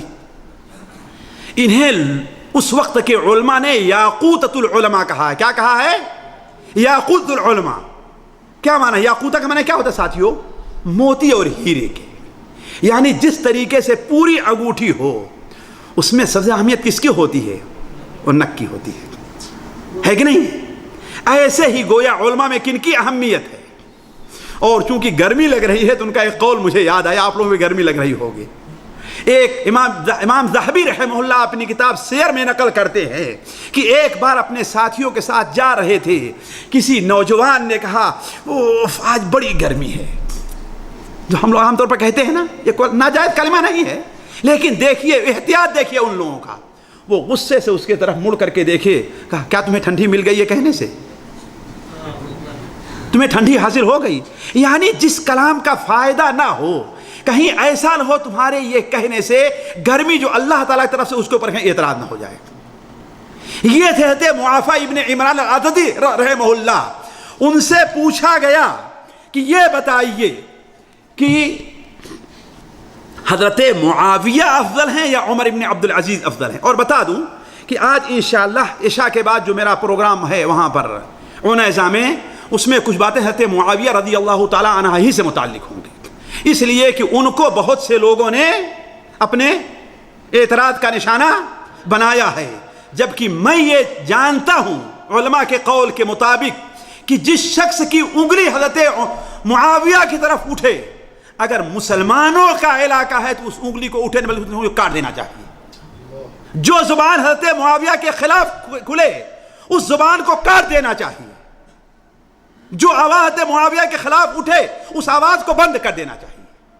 اس کی دلیل کیا ہے ساتھیوں؟ میں جذبات میں آ کر کوئی بات نہیں کہہ رہا ہوں۔ امام اللالکائی رحمہ اللہ اپنی کتاب شرح اصول اعتقاد اہل السنہ والجماعہ، یہ بڑی اہم کتاب ہے ساتھیوں۔ امام خطیب بغدادی رحمہ اللہ اپنے استاد سے اور جو امام لالکائی کے شاگرد ہیں ان سے نقل کرتے ہیں کہ ہم نے نہیں دیکھا کہ عمر ابن عبدالعزیز نے، ایک ساتھی نے کل کر ابراہیم نے میسرہ ہیں صحیح سند کے ساتھ، میں غلط حوالے نہیں بیان کرنا چاہتا، صحیح سند کے ساتھ کہ ابراہیم نے میسرہ نے کہا ہم نے نہیں دیکھا کہ حضرت عمر ابن عبد العزیز نے کسی کے اوپر کوڑے برسائے ہوں. ہاں ایک شخص لایا گیا جس نے حضرت معاویہ رضی اللہ عنہ کے خلاف کچھ باتیں کی تھی تو اس کے اوپر کوڑے برسائے. یہ کس کا عمل ہے ساتھیوں؟ مقصود کی بات نہیں کہ آپ کے جذبات میں یہ بات کروں کہ کسی زبان کو کاٹ دینی چاہیے، نہیں. ایسی آواز کو بند کر دینا چاہیے، نہیں. کس کا ہے؟ خلیفۃ المسلمین حضرت عمر ابن عبد العزیز کا فتویٰ ہے یہ، اور یہ عمل ان کا رہا ہے. تو حضرت معافیہ رضی اللہ تعالیٰ عنہ سے پوچھا گیا کہ یہ بتائیے کہ حضرت معاویہ افضل ہیں یا کہ عمر ابن عبد العزیز افضل ہیں؟ تو انہوں نے کہا معاویہ رضی اللہ تعالی عنہ حضرت عمر ابن عبد العزیز سینکڑوں گنا بلکہ 600 گنا قدر کا اتنا افضل ہیں. کیوں؟ کہا اس لیے کہ اللہ کے رسول صلی اللہ علیہ وسلم کی صحبت کا مقابلہ کوئی دوسرا عمل نہیں کر سکتا ہے. معاویہ کو اللہ کے رسول کی صحبت حاصل ہے، ان کے پیچھے اللہ کے رسول. اسے حضرت عبداللہ بن مبارک سے کہا گیا، ساتھیوں یہ بات دوسری مجلس کی ہے، عبداللہ بن مبارک سے کہا گیا، پوچھا گیا کہ کون افضل ہے، معاویہ افضل ہیں یا کہ عمر ابن عبد العزیز؟ کہا کہ عمر ابن عبد العزیز وہ آنکھیں کہاں سے لائیں گے جن آنکھوں نے اللہ کے رسول کو دیکھا ہے؟ وہ کان کہاں سے لائیں گے؟ اللہ کے رسول صلی اللہ علیہ وسلم نماز میں کھڑے ہوتے تھے اور جب رکوع کے بعد کہتے تھے سمع اللہ لمن حمدہ، اللہ تعالیٰ نے سن لیا اور قبول کر لیا اس شخص کی بات کو جس نے اللہ کی حمد بیان کی، تو اس وقت معاویہ کھڑے ہو کر کہتے اللہم لک الحمد اللہم ربنا لک الحمد. یہ عمر بن عبد العزیز کہاں سے لے کر کے آئیں گے؟ تو صحبت ساتھیوں بات یہاں سے نکلی تھی کہ اسی انسان کو ادنا درجے کی بھی صحبت حاصل ہو، ادنا درجے کی، اس کا مقابلہ کوئی دوسرا عمل نہیں کر سکتا. ساتھیوں صحابہ سے متعلق گفتگو بڑی ہے، میں چند باتیں اور رکھتا ہوں اس لیے جانتے ہیں آج کل دن چھوٹا ہو لیکن ابھی وقت ہے. دیکھیے پہلی چیز تو یہ ہے، بلکہ میں یہ چاہوں گا ساتھیوں ہمارا جو پڑھا لکھا طبقہ ہے کتابوں سے، اس لیے سب آیتیں میں نہیں بیان کر سکتا، کتابوں سے ان آیات کو یا قرآن مجید سے ان آیات کو ڈھونڈ کر کے نکالے اور ان کا حوالہ نوٹ کیے رہے. یہ میرے تجربے کی بات ہے کہ اہل سنت و جماعت کے حتیٰ کہ چھوٹے چھوٹے جو عالم ہم جیسے مولوی ہوتے ہیں وہ بھی ایک جاہل شیعی آتا ہے اور اس کے سامنے بات نہیں کر پاتے. وہ اپنے پوائنٹ کی باتیں نوٹ کیے رہتا ہے اور آپ لوگ نہیں نوٹ کیے رہتے. وہ اپنے پوائنٹ کی باتیں نوٹ کیے رہتا ہے. ریاض میں ایک ہمارے ملنے والے ہیں، ان کے پاس ایک شیعہ آ کر بیٹھتا تھا، ہمارے پاکستانی کا تھا، اور وہ کہتا تھا بلاؤ کسی مولوی کو آ کر کے ہم سے بات کر لے. ہمیں ٹیلی فون کیا، ہم نے کہا میں یہاں بالکل، لیکن وہاں قریب میں جلدی جو مولوی لوگ ہیں وہاں پر شیخ فلاں ہے فلاں، بلاؤ اس کو بیٹھاؤ، اور نہیں تو وقت لو اور میں آتا ہوں اس کے پاس. تو انہوں نے ٹیلی فون کیا، کہا کہ کوئی جلدی وقت، وہ کہہ رہا میں یہاں مشغول ہوں، یہاں مشغول ہوں، یہاں مشغول ہوں. ہم نے کہا یہ کام مشغولیت کے نہیں، صحابہ کی طرف سے دفاع کا معاملہ یہ. کیوں؟ وہ کیا ہے، جاہل آدمی رہا کرتا ہے لیکن پوائنٹ کی باتیں اپنے مطلب کی کیا ہے نوٹ کیے رہتا ہے. حضرت ابوبکر کی نعوذ باللہ من ذالک جہاں سے اس کو کوئی خرابی ملی، حضرت عمر کی وہ جو ان کی کتابوں میں غلط لکھا ہے اس کو بسا اوقات یہ ہوتا ہے کہ ایک ہی بات ہوتی ہے اور 4 کتابوں کا حوالہ رہتا ہے، کہتا 4 غلطیاں ان کی ہیں، نعوذ باللہ من ذالک. تو یہ آیتیں جس میں بڑے واضح طور پر صحابہ کے فضائل بیان کیا گیا ہے ساتھیوں، ان کو ہم میں سے ہر انسان کو کم سے کم یا جو دین سے یا دعوت سے تعلق رکھتے ہیں ان کو نوٹ کر کے ان کے معنی کو یاد کر کے اس کا کیا مفہوم ہے سامنے رکھنا چاہیے. اس لیے کہ کم سے کم وہ قرآن کا انکار تو نہیں کر سکتا نا، کوئی شیعی ہوگا قرآن کا انکار تو نہیں کرے گا، نہیں کرے گا، ہے کہ نہیں ہے جی. مثال کے طور پر ساتھیوں دیکھیے 2-4 آیتیں میں آپ کے ایک آیتوں رکھتا ہوں، البتہ اگر آپ چاہیں گے تو آیتیں میں نوٹ کر کے آپ کے سامنے رکھ دوں گا، دے دوں گا. دیکھیے پہلی آیت سورہ انفال میں اللہ تبارک و تعالیٰ فرماتا ہے والذین آمنوا وہاجروا وجاہدوا فی سبیل اللہ والذین آووا ونصروا. دیکھیے 5 چیزیں بیان فرمائی اللہ تعالیٰ نے. والذین آمنوا، وہ لوگ جو ایمان لے آئے، وہ لوگ جو ایمان لے آئے، اور وہ لوگ جنہوں نے ہجرت کی، وجاہدوا، اور وہ لوگ جو اللہ تعالیٰ کے راستے میں جہاد کیے. یہ کس کے بارے میں آ رہی؟ صحابہ کرام کے بارے میں. والذین آووا، ان لوگوں نے جنہوں نے اللہ کے رسول کو پناہ دی، وَنَصَرُوا، اور جن لوگوں نے اللہ کے رسول کی، بڑا دیکھیے مہاجرین کتنے ہیں ساتھیوں، مہاجرین کتنے ہیں؟ سینکڑوں کی تعداد میں ہیں۔ یا کہ شیعہ کی جماعت جو ناپاک ہے وہ کہتی ہے کتنا؟ صرف 4 یا 3 یا 7 صحابی رہ گئے، باقی سارے کے سارے مرتد ہو گئے۔ ذرا سوچیں، یہ ان کی کتابیں موجود ہے۔ اور اس سے بڑی دلیل کیا ہوگی کہ سب سے زیادہ ان کے نزدیک، سب سے زیادہ ان کا سب سے بڑا دشمن کون ان کا مانا جاتا ہے؟ ابو بکر و عمر۔ اور یہ دیکھیں پانچوں باتیں ابو بکر عمر کے اندر ہیں۔ ایمان لائے کہ نہیں ایمان لے آئے؟ ہجرت کی کہ نہیں ہجرت کی؟ آپ کے ساتھ جہاد کیا کہ نہیں جہاد کیا؟ آپ کو پناہ دی کہ نہیں پناہ دی؟ جی پناہ دی نا۔ وَنَصَرُوا، مدد کی کہ نہیں مدد کی آپ کی؟ یہ پانچوں صفات ہیں۔ اللہ تعالیٰ ان کے بارے میں کیا فرماتا ہے؟ اولئک هم المؤمنون حقا، اولئک هم المؤمنون حقا، حقیقی اور سچے مومن یہی ہیں۔ بعد میں کوئی آدمی کچھ بھی کہے اس کی بات ماننے لائق ہوگی؟ میں علماء کے اقوال نقل نہیں کرتا اس کے بارے میں، اس آیت کے بارے میں، اس لیے کہ اس کے لیے وقت ہے۔ دوسری آیت لی، اللہ تبارک تعالیٰ سورہ توبہ میں ارشاد فرماتا ہے والسابقون الاولون من المہاجرین والانصار والذین اتبعوہم باحسان۔ والسابقون الاولون، وہ لوگ جو مہاجرین اور انصار میں سے پہلے مسلمان ہوئے۔ یہ کون ہے ساتھیوں؟ ابھی بتایا تھا صاحب کون صحابی ہیں یہ لوگ؟ ابھی بتایا تھا صحابہ کے طبقات میں کہ سابقون اولون کون ہیں؟ جو ہجرت سے پہلے مسلمان ہوئے ہیں۔ ظاہر بات انصار بھی تھے اس میں اور مہاجرین بھی تھے، ہے کہ نہیں ہے؟ جو ہجرت سے پہلے سابقون الاولون میں ہیں، من المہاجرین والانصار والذین اتبعوہم، اور وہ لوگ جو ان کے بعد آئے ہیں، بے احسان، اچھی طریقے سے ان کا ساتھ دیا ہے، ان کے پیچھے چلے ہیں۔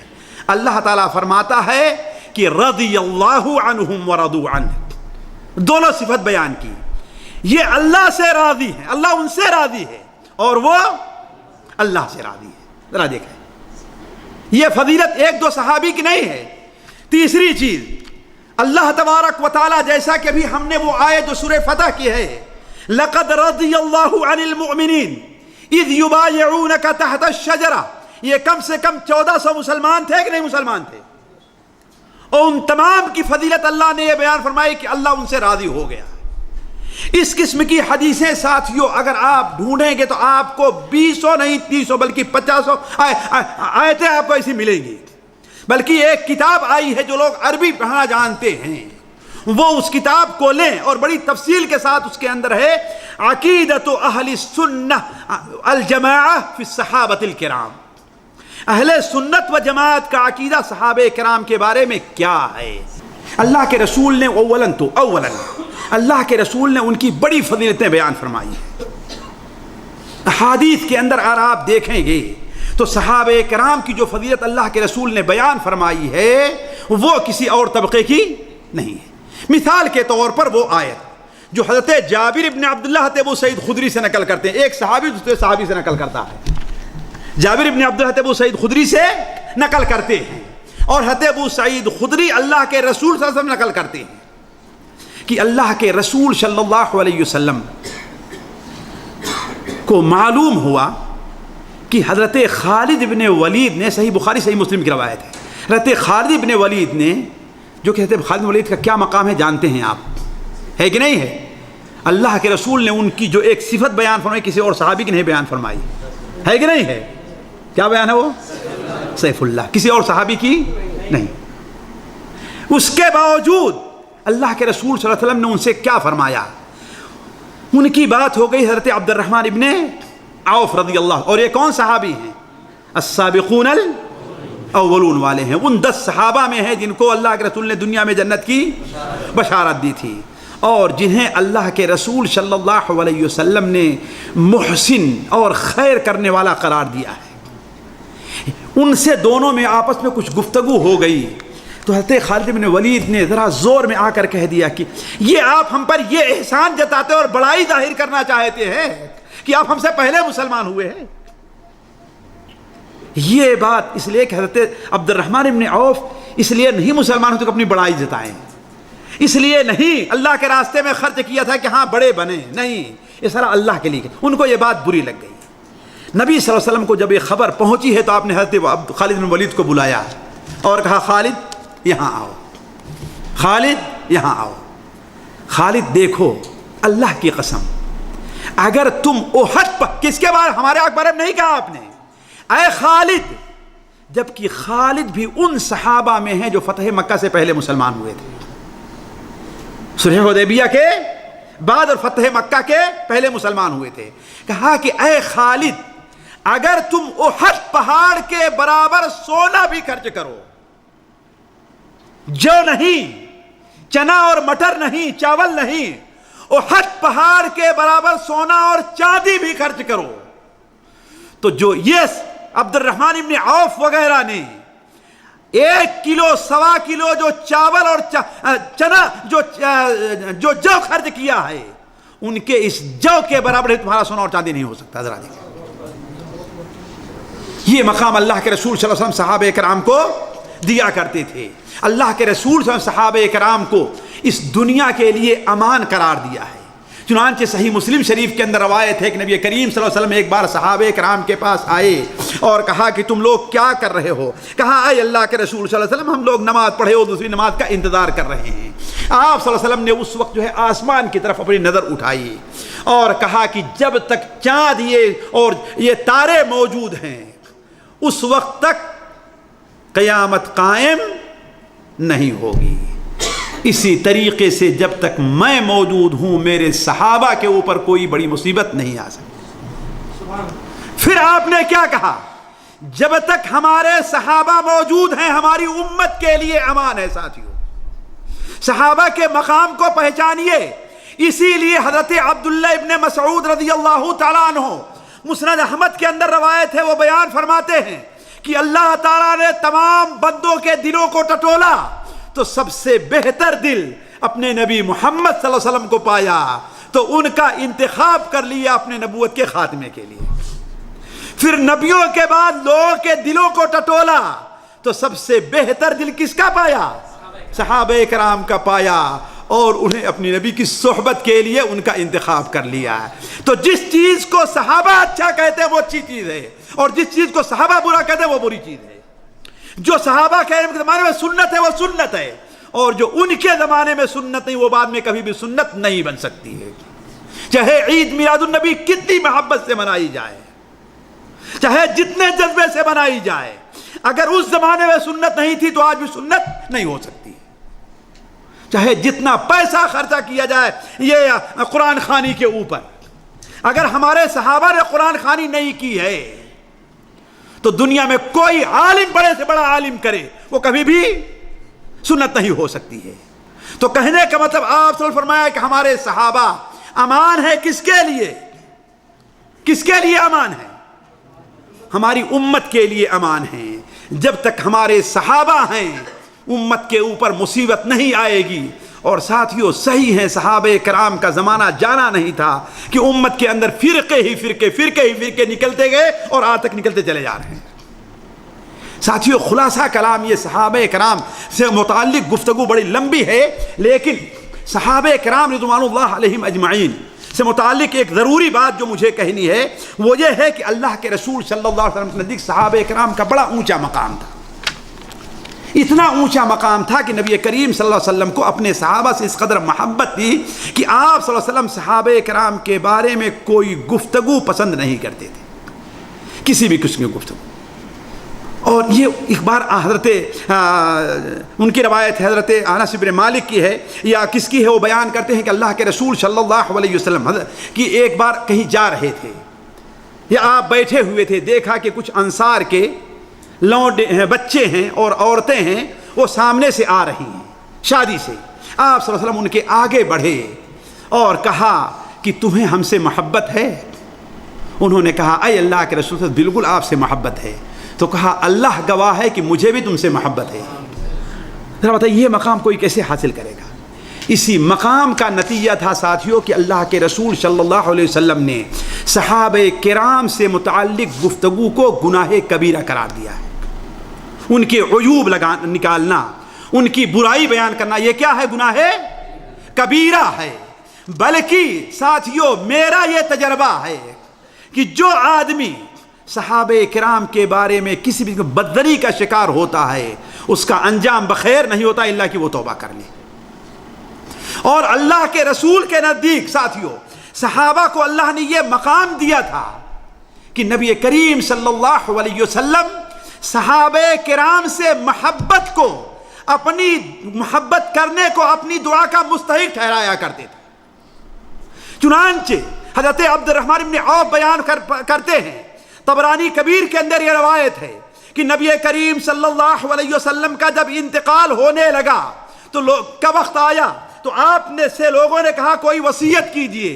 آپ نے کہا مہاجرین، انصار اور ان کی اولاد، ذرا دیکھیں گے، مہاجرین، انصار اور ان کی اولاد کے بارے میں تم سے اچھے سلوک کی تمہیں وصیت کرتا ہوں. اگر کسی نے ایسا نہیں کیا تو اللہ تعالیٰ قیامت کے دن نہ اس کا کوئی فرض نماز اس کی کوئی قبول کرے گا، فرض نیکی اور نہ نفلی نیکی قبول کرے گا. اس کا مطلب کیا ہے ساتھیوں؟ جو آدمی کسی صحابی کو برا بھلا کہہ رہا ہے وہ نبی صلی اللہ علیہ وسلم کی دعا کا مستحق نہیں ہے، اور نہ قیامت کے دن اس شخص کو اللہ کے رسول کی شفاعت نصیب ہوگی. یہ مقام تھا. اسی لیے نبی کریم صلی اللہ علیہ وسلم نے صحابہ کرام کو گالی دینے اور آپ کو برا بھلا کہنے کو کیا کہا ہے؟ گناہ کبیرہ میں شمار کیا ہے. چنانچہ امام طبرانی رحمہ اللہ اپنی کتاب معجم طبرانی کبیر کے اندر، امام طبرانی اپنی کتاب طبرانی اوسط کے حضرت عائشہ سے، حضرت عبداللہ ابن عباس سے نقل کرتے ہیں. علامہ البانی رحمہ اللہ اسے صحیحہ میں نقل کرتے ہیں کہ اللہ کے رسول صلی اللہ علیہ وسلم نے ارشاد فرمایا، من سب اصحابی فعلیہ لعنت اللہ والملائکۃ والناس اجمعین. جو میرے کسی صحابی کی عیب جوئی کرتا ہے، ان کی غلطیاں نکالتا ہے، ان کے بارے میں بددنی کا شکار ہوتا ہے، اس کے اوپر اللہ کی لعنت ہے. ذرا سوچیں، جو آدمی اللہ کی لعنت کا مستحق ہو وہ اللہ کی رحمت کا مستحق نہیں ہو سکتا. اس کے اوپر اللہ کے مقرب فرشتوں کی لعنت ہے اور تمام لوگوں کی. اور تمام لوگوں میں جانتے ہیں انبیاء بھی شریک ہیں، اولیاء بھی شریک ہیں، سارے کے سارے لوگ شریک ہیں. اسی لیے علماء نے عقیدے کی کتابوں میں یہ لکھا ہوا ہے کہ صحابہ کرام رضوان اللہ علیہم اجمعین میں سے کسی کو برا بھلا کہنا کیا ہے؟ یہ گناہ کبیرہ ہے جس سے توبہ کی ضرورت ہے. ساتھیوں ایک بڑا اہم موضوع صحابہ سے متعلق رہ گیا ہے کہ صحابہ سے متعلق گفتگو، صحابہ کے حقوق ہمارے اور آپ کے اوپر کیا ہیں. ان تمام باتوں کا خلاصہ کیا ہونا چاہیے؟ ان تمام باتوں کا خلاصہ کیا ہونا چاہیے؟ میں آپ کے سامنے چونکہ صرف 5 منٹ رہ گیا ہے، میں صرف گنا دے رہا ہوں. پھر انشاءاللہ خصوصاً اس کے اوپر میں کوئی مستقل تفصیل کے ساتھ درس رکھوں گا. لیکن صرف یہ سنتے چلیں کہ صحابہ کرام سے متعلق عقیدے کیے. ہم نے پہلے کہا تھا کہ صحابہ سے متعلق گفتگو یہ مسلمان کے عقیدے میں داخل ہے. تو ایک مثال دیتا ہوں. مثال کے طور پر امام طحاوی رحمہ اللہ نے ایک کتاب لکھی ہے شرح عقید طحاویہ. اس کا اردو بھی ترجمہ ہے، لیکن وہ کیا لکھتے ہیں ذرا دیکھیں. ہم اصحاب محمد صلی اللہ علیہ وسلم سے محبت کرتے ہیں، ان میں سے کسی کی محبت میں غلو سے کام نہیں لیتے اور نہ ہی ان میں سے کسی سے براءت کا اظہار کرتے ہیں. دیکھیے تمام صحابہ گویا جو بڑے ہیں ان سے بھی اور جو چھوٹے ہیں نہ کسی کے بارے میں غلو سے کام لیتے ہیں اور نہ کسی سے براءت کا اظہار کرتے ہیں. اور ہم ہر اس شخص سے بغض رکھتے ہیں جو صحابہ کرام رضوان اللہ علیہم اجمعین سے بغض رکھتا ہے. ہم اس سے بھی بغض رکھتے ہیں جو ان کا ذکر اچھے انداز میں نہیں کرتا. ہم تمام صحابہ کا تذکرہ انتہائی محبت بھرے انداز میں کرتے ہیں. کیوں؟ وجہ کیا ہے؟ یہ اصل نقطہ ہے. امام طحاوی رحمہ اللہ کہتے ہیں اس لیے کہ صحابہ کی محبت دین، ایمان اور احسان کی علامت ہے. یہ بات کیوں کہا امام طحاوی نے؟ اس لیے کہ صحابہ کی محبت دین، ایمان اور احسان کی علامت ہے، اور ان سے بغض کفر، نفاق اور دین سے بغاوت ہے۔ ان سے نفرت رکھنا، بغض رکھنا، یہ کیا ہے؟ کفر ہے، نفاق ہے اور دین سے بغاوت کی علامت ہے۔ امام ابن تیمیہ رحمہ اللہ اپنی کتاب شرح عقیدہ تحاویہ کے اندر کہتے ہیں کہ یہ بات اہل سنت و جماعت کے عقیدے کے اصولی باتوں میں داخل ہے۔ دیکھیے عقیدے میں دو چیزیں ہوتی ہیں، عقیدے میں کچھ چیزیں اصول کی حیثیت رکھتی ہیں اور کچھ فروع کی۔ مثال کے طور پر اہل سنت و جماعت کا یہ اصولی عقیدہ ہے کہ اللہ تبارک و تعالی کا دیدار ہوگا، یہ اصولی عقیدہ ہے نا۔ لیکن یہ اختلاف ہو گیا ہے کہ آیا اللہ کے رسول صلی اللہ علیہ وسلم نے معراج کی شب اللہ تعالیٰ کو دیکھا کہ نہیں دیکھا؟ یہ یہاں پر کیا ہے، ایک فرعی بات تھوڑی سی آ گئی، لیکن اصولی بات کیا ہے؟ اللہ تعالیٰ کا دیدار ہونے والا ہے۔ تو اہل سنت و جماعت کا ایک اصولی عقیدہ کیا ہے کہ وہ اپنے دل اور زبان کو، یہ نہیں کہ زبان سے کچھ نہیں بولتے لیکن دل میں یہ بات لیے ہوئے ہیں، اپنے دل اور زبان کو صحابہ کے ذکر بد سے پاک رکھتے ہیں۔ یعنی کسی صحابی کے بارے میں اپنے دل میں نہ کوئی چیز رکھتے ہیں اور نہ ہی اپنی زبان سے کوئی بات ادا کرتے ہیں۔ ان چیزوں کو سامنے رکھ کر کے ہم نے جو سمجھا ہے کہ ایک صحابہ کے حقوق جو عام مسلمانوں کے اوپر ہیں، ان میں سب سے پہلا حق یہ ہے ساتھیوں کہ ان سے محبت کی جائے، ان سے محبت کی جائے، یہ سب سے پہلا حق ہے۔ اللہ تعالیٰ قرآن مجید میں فرماتا ہے انما ولیکم اللہ ورسولہ والذین آمنوا۔ دیکھیے تمہارے ولی آیت کب نازل ہوئی ہے؟ صحابہ کرام کے بعد میں نازل ہوئی ہے، کہتے فاطمہ کے مصحف میں ہے، بعد میں آئی ہے۔ کب نازل ہوئی ہے؟ تمہارے ولی، تمہارے دوست کون ہیں؟ اللہ ہے، اس کے رسول ہیں، والذین آمنوا، جو ایمان لے آئے ہیں۔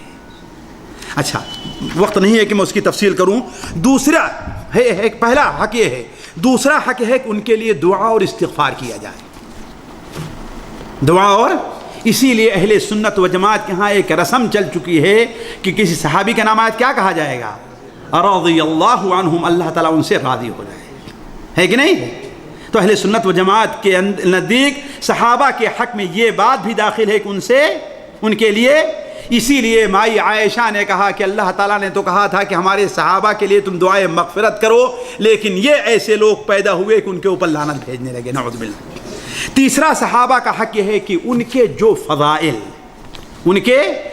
فضائل قرآن اور حدیث میں صحیح سند کے ساتھ ثابت ہیں، ان کا اقرار کیا جائے، کسی کا انکار نہ کیا جائے۔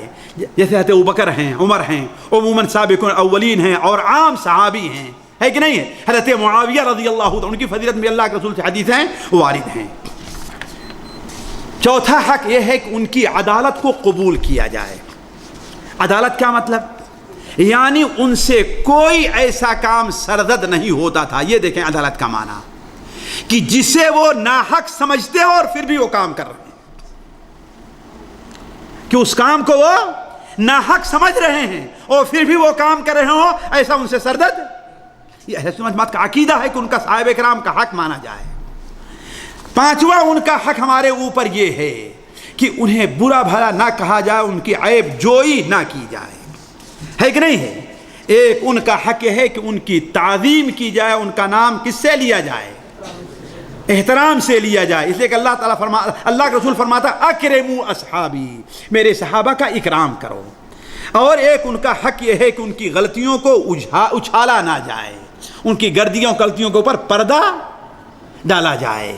ایک ان کا حق یہ ہے کہ ان کی علمیت کا اور ان کی خدمت کا اقرار کیا جائے، ان کی علمیت کا اور ان کی خدمت کا اقرار کیا جائے، جو دین کی انہوں نے خدمت کی ہے اور جو علم سے اللہ نے انہیں نوازا تھا۔